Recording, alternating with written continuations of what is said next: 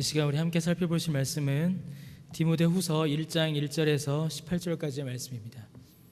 디모데후서 1장의 말씀을 보겠습니다.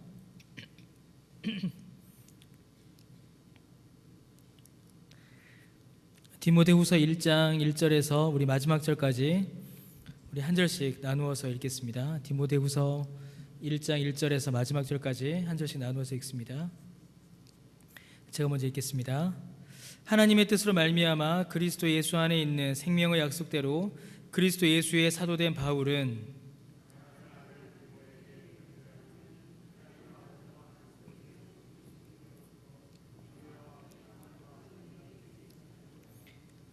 내가 밤낮 간구하는 가운데 쉬지 않고 너를 생각하여 청결한 양심으로 조상적부터 섬겨오는 하나님께 감사하고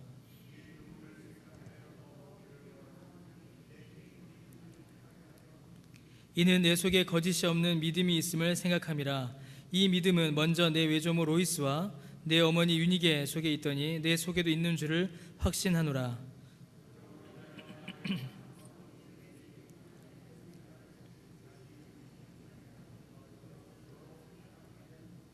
하나님이 우리에게 주신 것은 두려워하는 마음이 아니요 오직 능력과 사랑과 절제하는 마음이니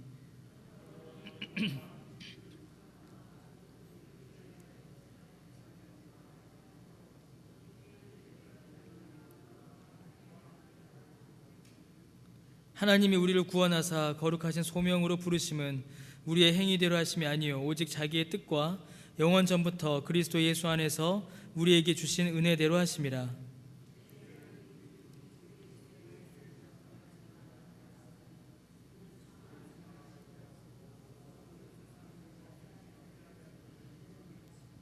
내가 이 복음을 위하여 선포자와 사도와 교사로 세우심을 입었노라.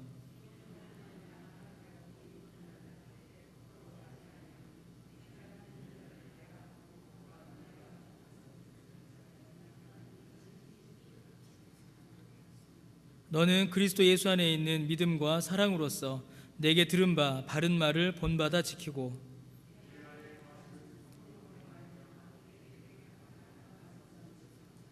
아시아에 있는 모든 사람이 나를 버린 이 일을 네가 아나니 그 중에는 부겔로와 허모게네도 있느니라.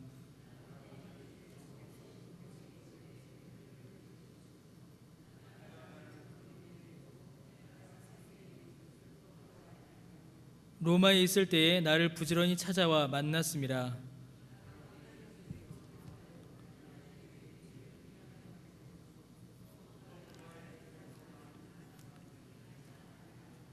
아멘. 디모데후서 1장의 말씀을 우리가 함께 읽었습니다. 이제 제가 신학교에 다닐 때입니다. 저도 전도사 생활을 했죠. 신학교 다닐 때에 이제 몇몇 이제 친한 전도사들끼리 모여서 이제 이런저런 이야기를 주고받았습니다. 여러분도 아실지 모르겠는데 고한율 목사라고 혹시 기억나시나요? 강변교회 사역했었죠. 저랑 참 친하게 지냅니다. 지금도 친하고요. 그래서 저랑 그 고한율 목사랑 몇몇 전도사들이 전도사 때 모여서 이런저런 이야기를 했습니다. 그래서 건설적이고 유익한 이야기를 한 게 아니겠죠. 그래서 그냥 쓸데없는 얘기 이게 주고받고 있었습니다. 그때 주제가 뭐였냐면요, 제가 그날 그때 있었던 대화를 영원히 잊지 못하는데 무슨 이야기를 했냐면, 주제가 뭐였냐면요, 왜 하나님께서는 하필이면 이러한 때에 우리를 목사로 부르셨는가, 이게 주제였습니다. 왜 하나님께서는 하필이면 이럴 때에 이러한 때에 우리를 목사로 부르셨는가. 환경과 상황들을 볼 때에 그 젊은 그 어린 신학생들이 생각하기에도 그때 저희는 또 지금도 크게 다르지 않습니다. 우리의 미래가 크게 그리 밝지 않게 보였습니다. 학교에 와서 설교하시는 목사님들마다 이렇게 채플 때 목사님들이 오셔서 설교하셨는데, 학교에 와서 설교하시는 그 목사님들마다 뭐라고 하셨냐면, 이제 개척은 끝났다, 부흥도 끝났다, 우리는 사과 개짝 하나만 놓고 해도 막 모여들었는데 너희들은 이제 끝났다, 이러셨습니다. 그러면서 그날도 이런 설교를 듣고서 저희들이 이제 우울하게 모인 거였어요. 전도사들이. 그날 어떤 목사님께서 뭐라고 설교하셨냐면, 교회 부흥이 문제가 아니라 이제 너희들은 먹고 사는 것도 문제다, 이렇게 설교를 하셨습니다. 이런 말들을 이제 계속 들은 거죠. 그러면서 저희들이 이제 야, 부름받아 나선 이 몸 아굴골짜까지 가겠다라고 막 헌신하여서 이렇게 신학교에 왔는데, 신학교에 와서 말씀하시는 선배 목사님들의 말은 전부 다 이렇게 잿빛인 겁니다. 당장 생존을 걱정해야 한다라는, 개척하시는 많은 목사님들 역시 그런 이야기들을 많이 해주셨죠. 일단은 먹고 사는 문제가 만만치 않겠다라는 현실적인 걱정을 저희들이 이렇게 모여서 했습니다. 그 시간에 기도를 했어야 되는데 저희들 뭐 그런 걱정을 하고 있었어요. 또 그뿐만이 아니었습니다. 너무나 타락해가는 교회들을 보면서 야, 앞으로 우리가 나가서 이제 목회를 할 터인데 신학교에서 배운 이 개혁주의 신학교에서 배운 이 좋은 내용들, 이 귀한 내용들을 과연 우리의 목회 현장에서 이루어갈 수 있을 것인가라는 그런 신학적 고민까지도 함께 있었습니다. 분명히 이제 부흥의 시기는 지났고 교회 쇠퇴의 시기에 이제 목회 사역을 감당해야 한다라는 그런 현실적인 고민과 신학교에서 배운 이런 귀한 내용들, 개혁 신학의 이 아름다운 내용들을 과연 현실 목회에서, 교회 현장에서 가르칠 수 있을 것인가, 전할 수 있을 것인가라는 그런 어떤 신학적 고민들이 함께 있었죠. 왜 하나님께서는 하필이면 이때에 우리를 이 합신으로 부르셨는가? 하필이면 왜 우리를 이때에 목사로, 주의 교회를 섬기는 교역자로 우리를 부르셨는가? 저마다 다 사정이 있었습니다. 저도 저희 아버지의 그 엄청난 반대를 무릅쓰고 거의 연을 끊다시피 하고 신학교에 갔었고, 저뿐만이 아니었죠. 같이 기도하고 이야기했던 다들 그랬습니다. 직장생활 잘 하다가 관두고 온 사람, 앞으로 편한 길을 앞에 놓고서 온 사람, 다 그랬죠. 그러면서 이제 서로의 얼굴을 바라보며 한숨만 이렇게 푹푹 쉬었던 이제 그런 기억이 있습니다. 결론이 나질 않죠. 거기서 무슨 결론이 났겠습니까? 그러고 15년 후, 16년 후 저는 여기서 고한일 목사 능곡교회에서 이렇게 목회하고 있습니다. 디모데, 오늘 본문에 읽은 디모데도 지금 그때 저희가 했던 걱정과 비슷한 걱정과 염려에 빠졌습니다. 바울의 동역자로서, 또 바울의 후계자로서 바울 사역의 그 연속선상에 있었던 디모데도 심각한 염려와 불안으로 낙심에 빠지고 말았습니다. 그 디모데를 둘러싼 상황들이 낙심하지 않을 수 없게 만들었죠. 이 디모데를 낙심하게 한 첫 번째 사건은 무엇이었냐면 바로 바울의 상황이었습니다. 바울의 상황을 보고 디모데는 낙심하지 않을 수가 없었습니다. 지금 이 편지를 쓰고 있는 바울의 위치는 감옥입니다. 감옥에서 바울은 지금 이 편지를 쓰고 있는 것이지요. 이미 나이가 많이 들었고 또 로마 감옥에서 이제 곧 순교하게 될 것을 바울도 디모데도 어느 정도 예상하고 있었습니다. 디모데후서 4장을 보면 이제 그런 내용들이 나오죠. 그래서 죄송합니다. 이 디모데 후서를 가리켜서 바울의 유언과 같다라고 이렇게 많이들 설명을 합니다. 평생을 주의 나라를 위해 애쓰고 수고하고 박해받고 고생한 사역자였습니다. 그러면 여러분, 평생을 주의 교회를 위하여 박해하고 수고했으면 이제 그 마지막은 어떠면 좋을까요? 그 마지막은 좀 따뜻한 집에서 교회와 성도들의 보살핌을 받으며 그 마지막을 이렇게 준비하고 정리하면 여러분 얼마나 좋겠습니까? 그런데 바울의 마지막은 전혀 그렇지 않습니다. 오히려 바울의 마지막은 차가운 감옥 바닥이었고 눈앞에 죽음을 앞두고 있어야 했습니다. 또 계절은 하필이면 추운 계절이었습니다. 지금과 같지요. 얼마나 추웠는지 외투를 좀 보내달라라고 이야기합니다. 그리고 그 감옥에서 또 얼마나 성경을 읽었는지 책이 다 헤어져서 가죽 종이에 쓴 튼튼한 책을 보내달라라고 이렇게 부탁을 하죠. 주위에 있던 사람들은 다 떠나고 혼자 외롭게 남은 상태입니다. 15절에 아시아에 있는 모든 사람이 나를 버렸다라고 기록하죠. 이 아시아에 있는 모든 사람들이 어떤 사람들이겠습니까? 다 바울이 세운 교회의 성도들입니다. 다 바울을 통해서 복음을 들었고 바울이 세운 교회를 통하여서 예수 믿게 된 사람들이에요. 그런데 그 사람들도 다 바울을 버린 겁니다. 모두에게 버림받고 추운 겨울날 외투도 없이 차가운 감옥 바닥에 갇혀서 이 죽을 날만 바라보고 있는 것, 이게 바울의 형편입니다. 여러분, 디모데의 스승이요, 멘토요, 계승해야 할 전임자요, 영적인 아버지인 바울의 마지막이 이러한 겁니다. 여러분, 이러한 바울의 모습이 디모데에게 과연 어떻게 보였을까요? 어떻게 생각이 됐을까요? 아, 나도 나중에 저렇게 되겠구나. 아, 나도 나중에 저렇게 감옥에서 쓸쓸히 마지막을 맞이하겠구나. 그런 절망이 디모데를 덮쳐왔습니다. 자기의 사표요, 자기의 스승이요, 자기의 롤모델이요, 자기의 미래인 바울의 현재를 보니 자기의 미래도 보인 것이지요. 그 절망이 디모데를 억눌러 왔습니다. 그럼 바울만이 아니었습니다. 교회적으로 봐도 그렇게 유쾌한 상황은 아니었습니다. 우리가 디모데 전서를 쭉 봤지요. 그런데 디모데 전서와 후서에 반복적으로 설명되고 있는 교회의 형편들을 보면 정말 암담합니다. 어느 것 하나 소망이 보이질 않아요. 교회가 세워지자마자 동시에 이단들이 활개를 치며 교회를 어지럽히기 시작했습니다.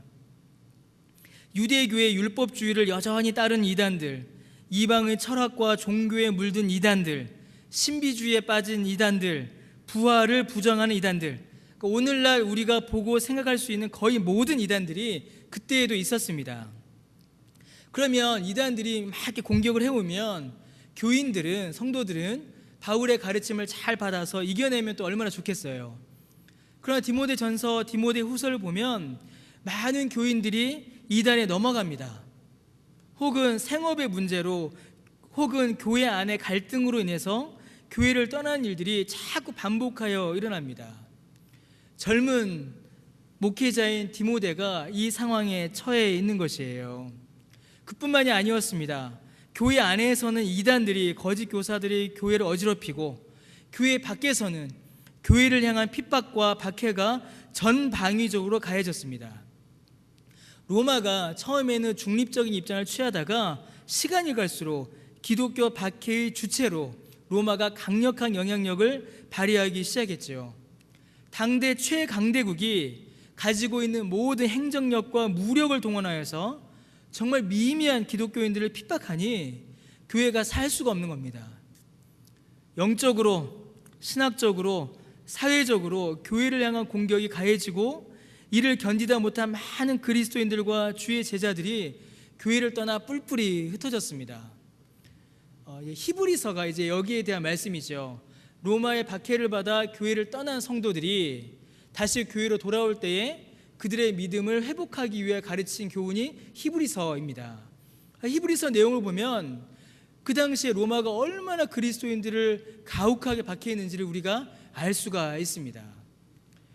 자기의 스승인 바울은 옥에 갇혀서 죽어가고, 이단들은 교회를 어지럽혀서 성도들이 떠나가고, 세상은 교회를 박해해서 살 수가 없고, 젊은 사역자인 디모데가 감당하기에는 너무나도 힘든, 너무나도 고통스러운 상황이 지금 처해 있는 것이죠. 그러니 디모데 개인도 그 심령이 무너지지 않을 수가 없었습니다. 그래서 4절과 5절에 보니까 눈물을 흘렸다라고 하고 있어요. 디모데의 눈에 눈물이 그치질 않은 겁니다. 눈물을 흘리고 있었고, 단순히 슬픔만이 아니라 극심한 영적인 슬럼프에 이 디모데가 빠지고 맙니다. 심지어 디모데의 믿음까지도, 믿음 자체가 흔들리는 일이 일어납니다. 디모데를 둘러싼 모든 상황들이 낙심과 절망과 근심과 걱정에 빠져들 수밖에 없는 것들이었지요. 그 어떤 상황도 디모데 혼자서 견뎌낼 수가 없는 상황이었습니다. 혼자 버텨야 했고, 버틸 수 없는 일들이었고, 몸과 마음이 힘들었고, 그러다 보니 믿음까지 흔들리는 심각한 영적 슬럼프에 디모데는 빠지고 만 겁니다. 미래가 보이지 않는 거죠. 현재도 보이지 않는 겁니다. 그 어느 것도 없는, 어느 것도 찾을 수 없는 절대적인 절망 가운데 처하고 만 것입니다. 암담한 상황이죠. 왜 하나님께서는 하필이면 그런 때에, 하필이면 그런 장소에 디모데를 교회의 사역자로, 하나님께서는 세우셨을까요? 왜 하필이면 그런 암담한 현실 가운데에 디모데를 하나님께서 보내셨을까요? 여러분, 그런데 우리가 가만히 성경의 역사를 살펴보고 교회의 역사를 살펴보면요, 한 번이라도 역사상 교회가, 이 땅 위에 존재했던 교회가 평안했던 적이 없습니다. 한 번도 없어요. 역사상 등장했던 교회는 평안했던 적이 없습니다. 우리 주님께서 승천하신 이후에 신약의 교회가 시작됐지요. 얼마 지나지 않아 사도행전 초기의 위대한 부흥의 역사들이 막 일어나기 시작했습니다. 우리 그 매일 성경 보시고 새벽마다 우리가 보는 사도행전을 보면 그런 부흥이 일어나요. 예루살렘에서 부흥이 있었고, 베드로와 스데반, 빌립, 바울을 통해서 이방 땅으로 사마리아와 이방인들에게 복음이 전해집니다. 그리고 디모데, 디도를 통해서 교회가 이루어지고 목회 사역이 이루어지는 위대한 사역들이 나타납니다. 그런데 여러분, 그 내용을 우리가 면밀히 살펴보면, 사도행전 내용을 자세히 보게 되면 지금 오늘날 우리의 관점으로 볼 때에는 그리 큰 열매를 맺었다고 보기가 어렵습니다. 물론 일부 교회들에서는 귀한 복음의 열매를 맺기도 했지요. 데살로니가 교회나 안디옥 교회처럼 초기 선교의 기점이 된 교회도 있었습니다. 그러나 여러분, 거의 대부분의 교회들, 초대교회 당시에 세워진 거의 대부분의 교회들은 전부 다 고린도 교회랑 비슷했습니다. 여전히 엉망이었습니다. 성도들은 여전히 죄를 벗지 못하였고, 이단과 거짓 교사들이 교회를 자기 집처럼 드나들며 성도들을 미혹해 갔습니다. 교회의 목회자들의 리더십은 무시당하기 일쑤였고, 교회의 성장은 더뎠고, 박해와 핍박은 더욱더 강력해져 갔습니다. 초대교회 이후 역사를 보면 잠시 평안한 때가 있긴 했습니다. 그러나 그 역시도 조금 어려움의 강도가 약해졌다일 뿐이지 평안할 때가 사실은 없었어요. 그러면 초대교회 이후에 기독교가 로마의 국교가 됩니다. 그래서 로마 전체가 기독교를 믿어요. 그러면 기독교가 제대로 자리 잡고 기독교가 부흥했느냐? 아니죠. 참 웃깁니다. 교회는 박해가 없으면 교회는 부패합니다. 그래서 로마 교회 1000년 동안 교회는 완전히 부패해버렸죠. 그리고 교회가 바르게 세워지면 세상에 교회를 핍박하는 일들이 끊임없이 반복됩니다. 교회가 핍박을 받는다, 우리의 믿음이 핍박받는다, 그러면 우리의 믿음이 바르게 세워지고 있다는 증거입니다. 우리가 만약에 자만하여서 교만하여서 야, 우리는 잘하고 있다, 우리는 평안하다 라고 하는 그 순간 우리의 믿음은 부패해버리고 맙니다. 끊임없이 그 일이 반복돼요. 그런데 하나님께서는 바로 그 안에서, 끊임없이 반복되는 그 역사 안에서 하나님께서는 교회를 세우시고 지금까지 이끌어 오신 것입니다. 성도 여러분, 이것이 바로 낙심에 빠진 디모데에게 준 바울의 대답이었습니다. 낙심에 빠지고 절망에 빠져서 완전히 바닥까지 쓰러져 있는, 믿음조차 흔들리고 있는 그 디모데에게 바울이 준 답이 바로 이것입니다. 뭐라고요? 하나님께서 하신다라는 겁니다. 하나님께서 하신다. 하나님께서 교회의 역사를 이끌어 가신다. 그 답 하나를 지금 바울이 디모데에게 주고 있는 것입니다. 그러니 바울이 지금 디모데에게 다른 이야기 하지 않아요. 디모데야, 하나님을 알고 하나님을 믿어라. 그게 전부입니다. 그게 바울이 디모데에게 준 위로와 권면의 전부입니다. 여러분, 오늘 우리에게도 이게 전부입니다. 우리의 역사를 이끌어 가시고 우리를 통하여서 하나님의 나라를 이루시는 하나님을 믿고 하나님을 아는 것, 그것이 우리에게 주어진 위로와 권면과 격려의 전부인 것이지요. 그 내용을 바울은 이제 두 가지로 좀 설명을 합니다. 하나는 하나님을 알아라 였습니다. 이 사역이 누구에게 시작했으며 누구의 계획대로 이루어지고 있으며 누구의 뜻을 따라 열매를 맺어야 하는가, 이것을 분명히 알려주고 있죠. 그래서 7절에 보니까 하나님이 주신 것은 두려움이 아니라 능력과 사랑과 절제다라고 말해요. 아주 참 재밌는 말입니다. 상황을 봐서 마음을 바꾸라라는 게 아니에요. 상황을 보면 절망하고 낙심할 수밖에 없지만 하나님께서 능력과 사랑과 절제를 주시니 하나님으로 인하여서 두려움을 극복하라라는 것입니다. 9절에 이 사역이 또 이 사명이 디모데 개인의 조건과 자격을 따라 주어진 것이 아니라 하나님께서 자기 뜻대로 주신 것임을 다시 한번 말씀합니다. 그래서 이 일을 이루실 분도 하나님이시만 안다면 또한 이 상황으로 인하여 절망할 것이 아니라 하나님을 기대할 수가 있는 것이지요. 두 번째로 바울이 디모데에게 권면하는 것은 고난을 당연히 여기라라는 것입니다.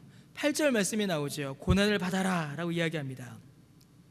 고난 때문에 낙심되고 힘들고 어려운데 그 고난 없어질 거야. 그 고난은 너를 괴롭히는 사탄의 장난이야 이렇게 이야기하지 않고 그 고난을 당연한 것으로 받으라 라고 말합니다.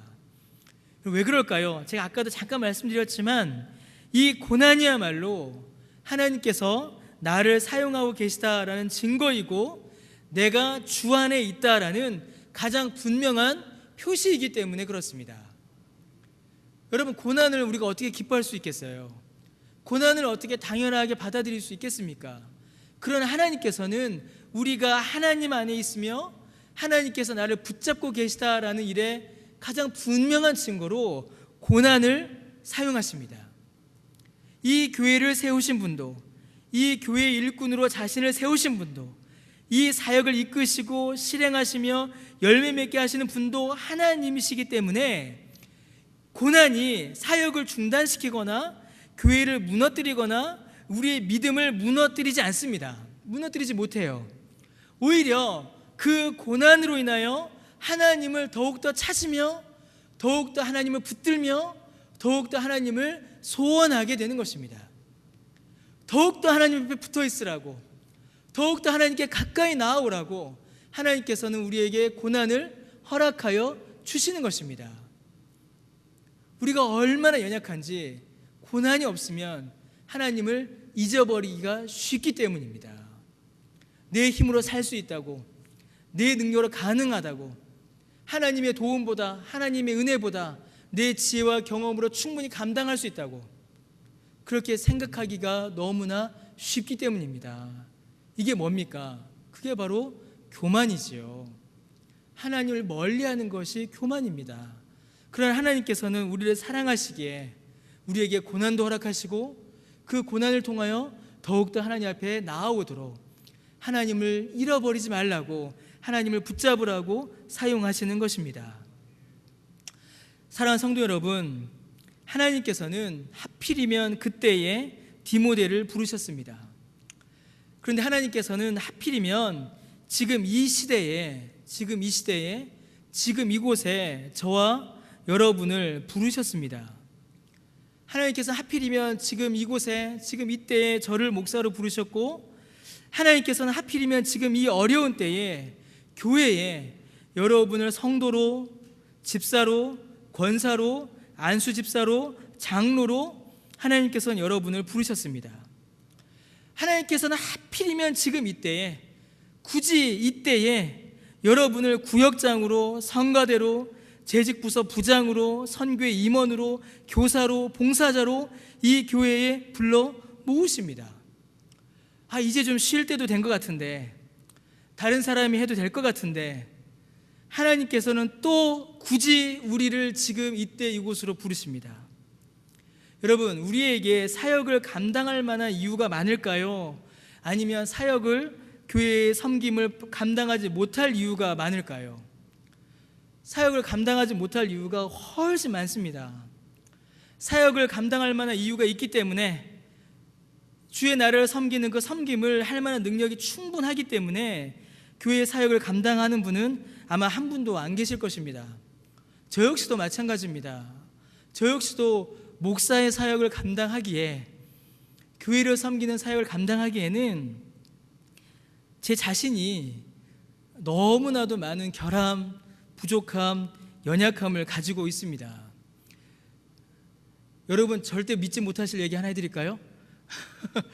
저는 굉장히 내성적입니다. 안 믿겨지시죠? 안 믿겨지실 겁니다. 근데 저희 집사람은 압니다. 저는 제일 편한 게 혼자 있는 겁니다. 저는 제일 편한 게 혼자 가만히 있을 때 저는 제일 편합니다.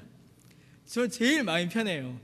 남 앞에 나와서 말하는 거, 제가 말하는 직업을 가지게 될 줄은 정말 생각도 못했습니다. 저는 어릴 때 공부하는 걸 정말 싫어했습니다. 제가 중학교 때 저희 할머니에게 할머니 저 커서 목사가 될게요 했더니만 할머니가 그날 대노하셨어요. 할머니 소천하시기 전까지 딱 한 번 저한테 대노하셨습니다. 그날 한 번. 왜 대노하셨냐면 너처럼 공부하기 싫어하는 놈이 목사 되면 성도도 다 망한다. 너 목사하면 안 돼 이러셨어요. 저 충격받았습니다. 저는 할머니가 그래도 야 그래 우리 손자가 주의 종이 되겠다고 그래 장하다 이러실 줄 알았어요.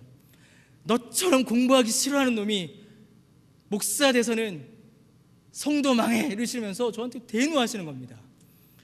그러니까 저희 할머니 보시기에도 저는 목사가 될 사람이 아니었어요. 제가 말하는 직업을 갖고 평생 공부하는 직업을 가질 줄은 저는 정말 꿈도 못 꿨습니다. 그냥 저는 혼자 가만히 영화 보고 음악 듣고 뭐 이게 저는 재밌습니다. 그런 사람인데 목사를 시키세요. 사람을 만나는 거 여러분 제가 굉장히 좀 힘든 사람입니다. 사람 만나는 게 어려워요. 제가 낯을 가린다니까요. 안 믿겨지시나요? 좀 믿는 표정이라도 좀 지어주세요. 저희 집사람은 압니다. 여러분 안 믿으셔도 저희 집사람은 알 겁니다. 그런 사람인데 하나님께서 불러서 시키세요. 그런 사람인데 하나님께서 불러서 시키십니다. 왜요? 제가 만약에 사람 대하는 게 편하면요 제가 기도하겠습니까? 기도 안 합니다. 사람 대하는 게 어려우니까 하나님 이 사람 만나야 하는데 이분 만나야 하는데 이분 신방 가야 하는데 하나님 제 말문 좀 틔워주세요 라고 기도하는 겁니다. 만나 뵈러 가기 전에 머릿속에 저는 이렇게 메모를 항상 합니다. 이렇게 저랑 대화하신 분은 기억하실지 모르겠는데 저는 이렇게 막 계속 메모를 해요. 왜냐하면 말할 거를 또 까먹고 무슨 말을 해야 될지를 몰라서 제가 계속 메모를 해요. 만나 뵈러 가기 전에 한 30분, 1시간은 고민합니다. 무슨 말을 해야 될까? 인사는 어떻게 해야 될까? 어떻게 하면 실수하지 않을까? 어디에 앉아야 될까? 계속 고민하다 갑니다. 만약에 제가 사람 만나는 게 편했다면 그런 고민 안 하겠죠. 그런 고민 안 하고 그런 기도도 안 할 겁니다. 그러면 제 능력대로 하는 거예요. 제 생각대로. 그게 틀리기 때문에 하나님께서 저를 사용하시는 겁니다. 기도하게 하시는 거죠. 기도하게 하시는 겁니다. 말을 못하니까 제가 원래 발음이 또박또박 하질 않아요. 이것도 저희 집사람은 압니다. 저는 발음이 원래 웅얼웅얼하는 사람입니다. 제 구강구조가 굉장히 안 좋아요. 이빨이 좀 안 좋아서 보지 마십시오. 발음이 똑바로 나오질 않습니다. 또 저는 부산 사람이잖아요. 뼛속까지 부산 사람이라 경상도 사투리가 저에게는 온몸에 배어 있습니다. 그런데 말을 웅얼웅얼하고 사투리를 쓰니까 어떻게 할까요?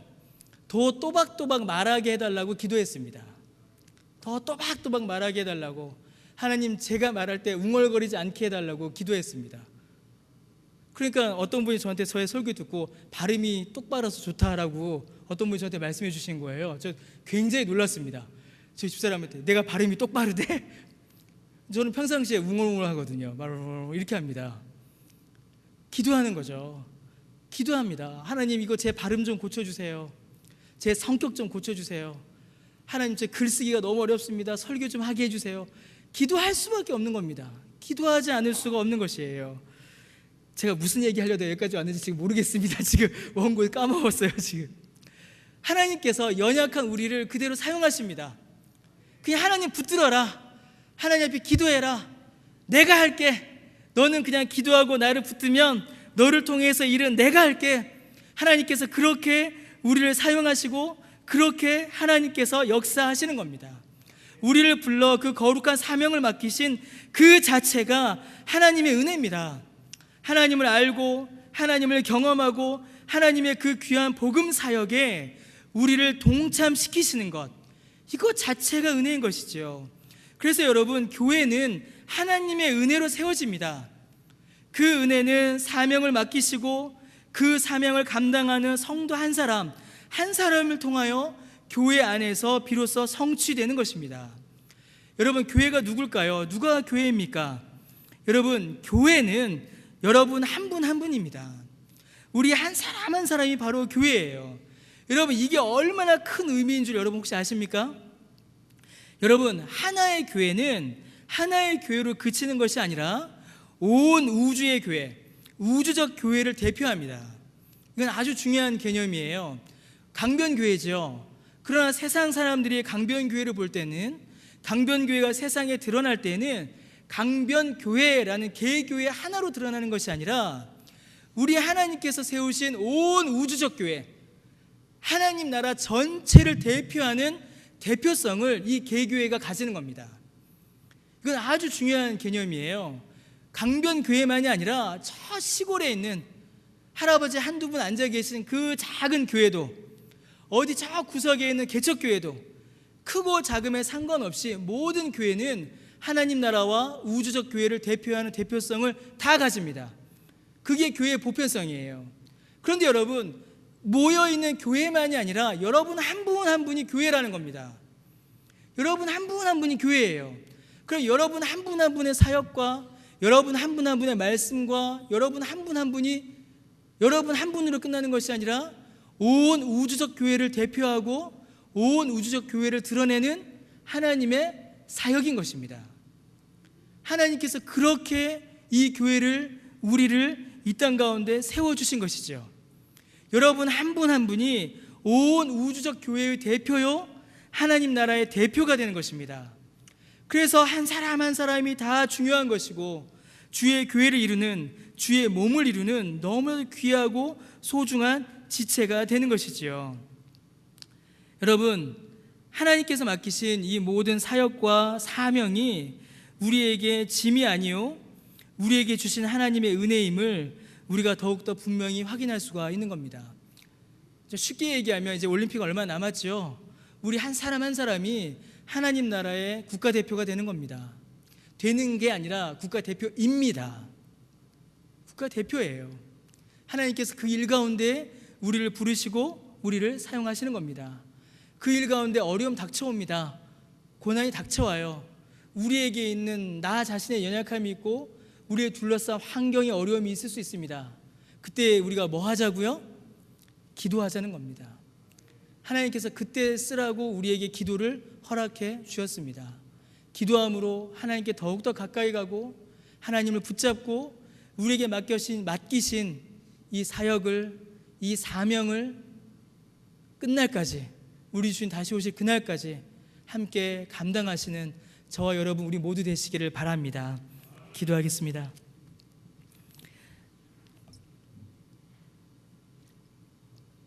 하나님, 주님의 은혜를 감사드립니다.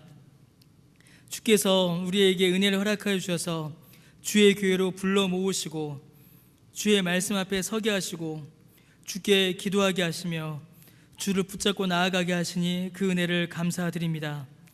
하나님, 우리가 얼마나 연약한지요, 우리가 얼마나 부족한지요, 그리고 우리 주위를 둘러싼 환경과 상황의 어려움들은 얼마나 가혹하고 얼마나 공격적인지요. 나 자신을 볼 때에도 소망이 보이지 않고 내 주위를 둘러싼 상황과 환경을 보아도 그 어느 것 하나 기대와 소망을 발견하기가 어려운 그런 현실 가운데 우리가 살아가고 있습니다. 하지만 주님, 우리를 붙잡아 주셔서 우리에게 능력과 힘을 주셔서 주께서 맡기신 이 귀한 역사를 잘 감당해 나가는 우리 모두 되도록, 우리 강변교회 되도록 주여 은혜 내려 주옵소서. 감사드리며 예수님의 이름으로 기도드립니다. 아멘.